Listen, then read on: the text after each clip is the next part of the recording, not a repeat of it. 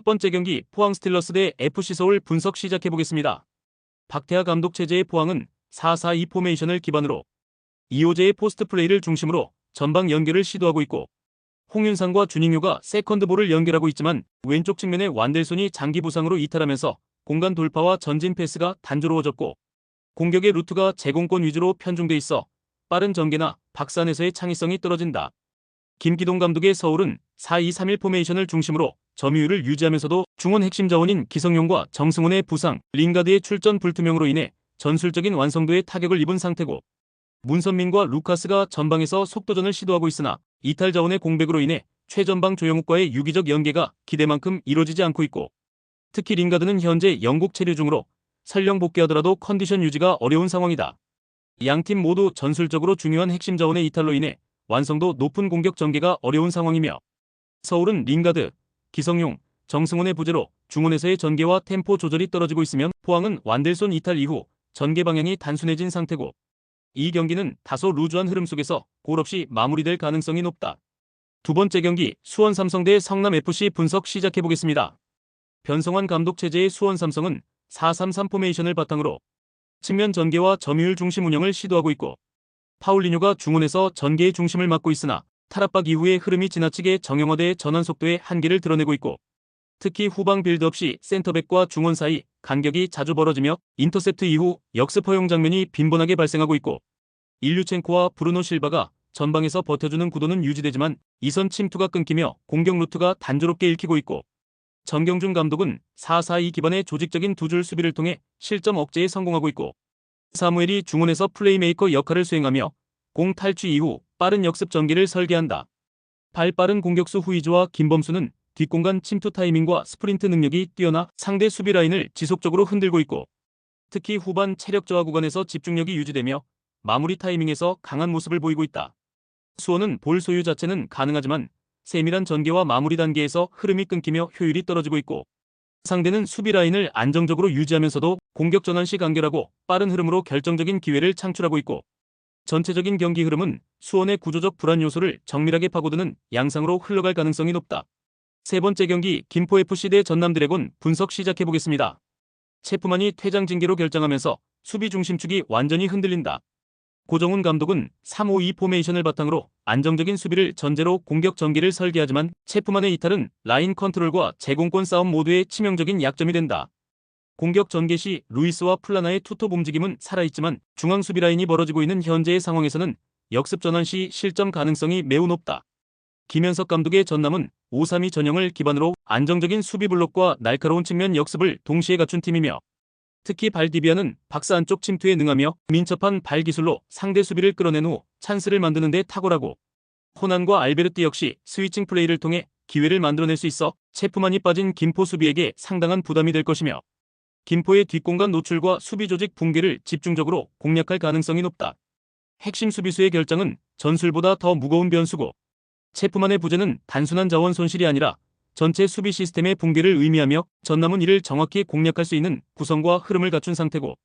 이번 경기는 김포 수비 붕괴와 전남의 공간 침투가 맞물리는 흐름이 예상된다. 네 번째 경기 김천 상무 대 울산현대 분석 시작해보겠습니다. 정정용 감독의 김천은 4-4-2 포메이션을 기반으로 최고 수준의 전술 조직력과 유기적인 포지션 로테이션을 갖춘 팀이며, 이동경, 김대원, 김승섭 등 누구 하나 빠져도 전력 누수가 없을 정도로 라인 간 거리 유지와 볼 간수 능력, 역습 타이밍 조율에 있어 완성도 높은 움직임을 보여준다. 유강현이 퇴장 징계로 결정하지만 대체 자원 간의 연계 플레이가 이미 정착되어 있어 전력에 큰 손실은 없고, 특히 울산 같은 B클럽을 상대할 땐 부대장 방문 포상휴가 효과로 인해 김천 선수들의 동기부여는 극대화되는 흐름이다. 김판곤 감독의 울산은 전술 완성도가 기대 이하 수준에서 머무르고 있고, 고승범이 고군분투하고 있지만 야고, 라카바, 이진현, 허율 등이 전술적으로 제대로 조화를 이루지 못하고 있으며, 특히 라카바는 개인 기술은 훌륭하나 팀 전술에 융합되지 못하고 따로 노는 장면이 많고,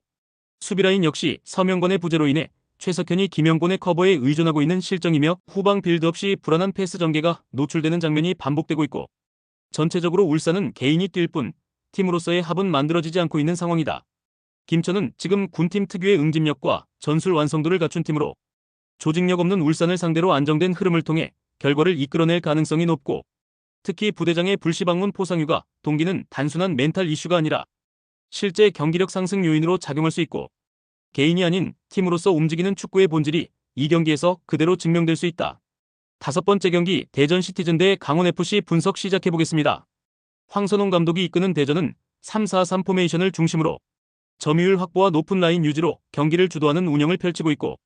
주민규가 중심에서 제공권을 기반으로 버티는 역할을 수행하고 있으며 윤도영과 김현욱이 이선에서 볼 배급과 침투 타이밍을 조율하는 흐름이며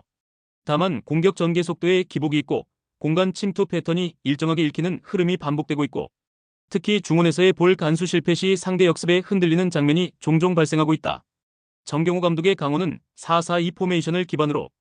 플랫한 두 줄 수비와 전방 압박으로 상대 전개 흐름을 효과적으로 차단하고 있고 직전 울산 원정에서 보여준 전술 집중력은 인상적이었으며 상대의 주도권 운영을 틀어막고 역습에서 이상원과 김경민을 중심으로 날카로운 공격 전개를 가져갔고 이번 대전 원정 역시 실리 중심의 운영으로 수비 블록을 단단히 형성한 채 승점 1점 확보를 목표로 할 가능성이 높다. 대전은 홈에서 점유율을 확보하더라도 공격 완성도에서 일정한 한계를 보이고 있고 강원은 지난 울산전처럼 상대 전개를 억제하면서 수비 밸런스를 유지하는 데 집중할 가능성이 크고 이번 경기는 서로가 쉽게 주도권을 허용하지 않는 가운데 조심스러운 공방 속 무득점 흐름으로 이어질 가능성이 높다.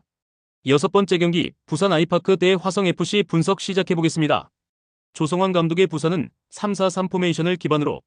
조이제를 중심으로 하는 3백 라인의 조직력과 안정감을 바탕으로 실점 억제에 성공하고 있고 공격에서는 곤살로, 패신, 발레로로 이어지는 3톱 구성이 매우 유기적으로 움직이며 측면에서 시작되는 빠른 역습과 중앙 연계 플레이가 살아있는 전개의 흐름을 자주 보여준다.